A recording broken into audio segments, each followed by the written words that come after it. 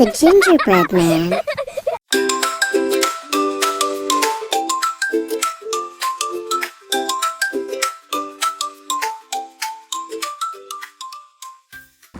In a cozy kitchen filled with the scent of cinnamon and cloves, a kind baker named Molas was preparing for the great village bake-off.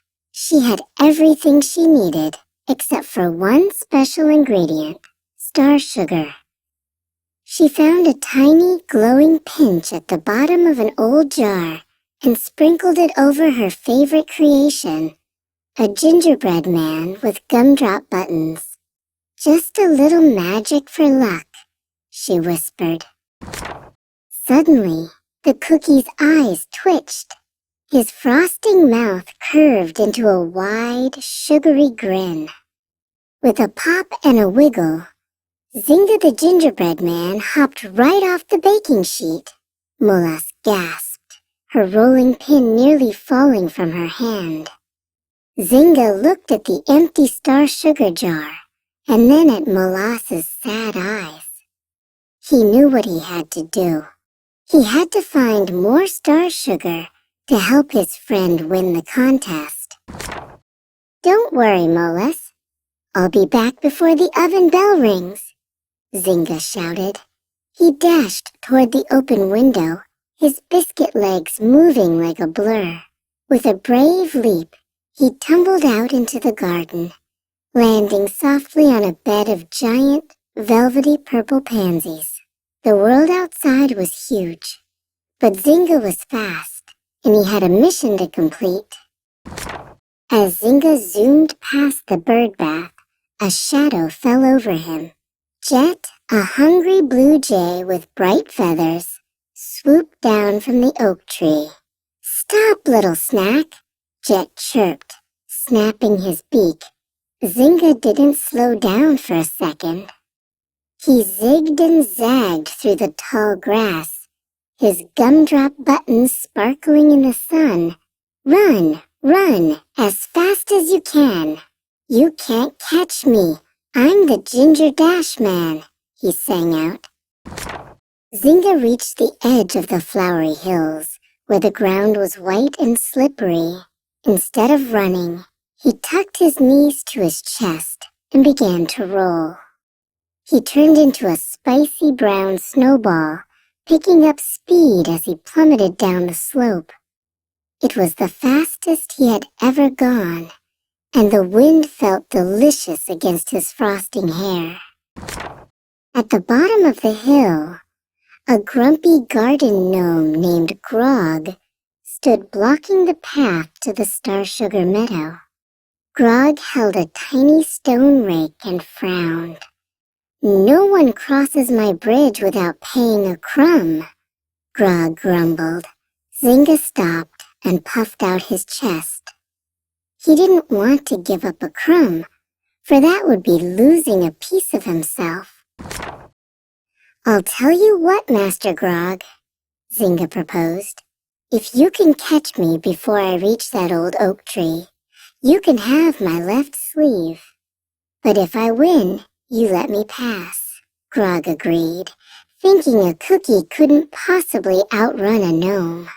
But as soon as the race started, Zinga was nothing but a brown streak of lightning. Grog tripped over his own long beard before he even took 3 steps. Finally, Zinga reached the Star Sugar Meadow. The flowers here didn't have petals. They had crystals that hummed with soft music. A tiny, glowing sugar sprite named Flicker fluttered down to meet him. A gingerbread man on a quest? How rare! Flicker giggled. Zinga explained about Molas and the bake-off. Flicker was so moved by his courage that she filled a tiny silk pouch with the finest glowing sugar. To get home quickly, Zinga had to cross the Milk River. The white current swirled rapidly, and Zinga knew that if he got wet, he would turn into soggy mush. By the riverbank sat Finnegan, a sleek red fox with a very bushy tail. "Need a lift, little morsel?" Finnegan asked, licking his lips. Zynga was smart. He knew foxes loved cookies, but he had no other choice. "You can ride on my tail," Finnegan said smoothly. "The water is deep today." Zynga climbed onto the very tip of the fox's tail. As they moved deeper into the Milk River, Finnegan kept asking him to move higher, to his back, then to his shoulders. But Zynga stayed right on the tail, gripping tight. He knew the fox was waiting for a chance to toss him into the air and catch him in his jaws. Just as they reached the other side, Finnegan snapped his head around, but Zynga was faster. He used the fox's tail like a springboard and launched himself high into the air, landing right on Molasses' kitchen windowsill. "I'm back," he cheered. Molas was just about to give up, her mixing bowl empty and her heart heavy. She saw Zynga and the glowing pouch, and her face lit up like a summer morning. Together, they finished the masterpiece. It wasn't a cookie, but a magnificent star sugar cake that shimmered in every color of the rainbow. Molas won the blue ribbon, but she didn't care about the prize. She had a new friend. Zynga didn't run away anymore.